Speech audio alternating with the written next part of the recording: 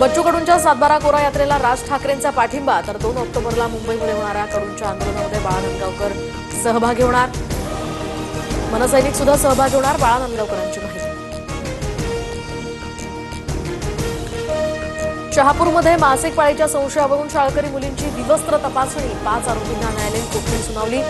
संस्था चालक आणि एक शिक्षिका मात्र अद्यापही फरार. तर गुजरातच्या बडोदा पूल दुर्घटनेतील बळींची संख्या आता 17वर. एनडीआरएफ आणि एसडीआरएफच्या पथकाकडून नदीच्या प्रवाहात 4 किलोमीटरपर्यंत शोध मोहीम.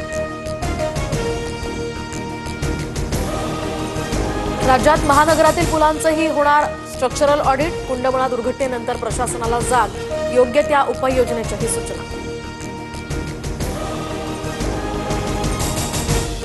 नागपुरात अतिवृष्टीमुळे 7,000 हेक्टरवरील पिकांचं नुकसान. कापूस, सोयाबीन या पिकांना मोठा फटका. प्राथमिक अंदाजानुसार शेतकऱ्यांचं जवळपास 400 कोटी रुपयांचं नुकसान.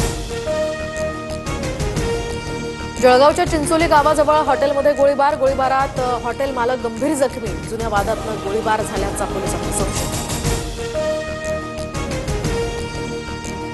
चित्रपटांच्या ऑनलाईन बुकिंगसाठी प्रेक्षकांकडून सेवा कर आकारण्यास प्रतिबंध करणारा निर्णय रद्द. चित्रपटांचं ऑनलाईन तिकीट महागड्याची यामुळे शक्यता.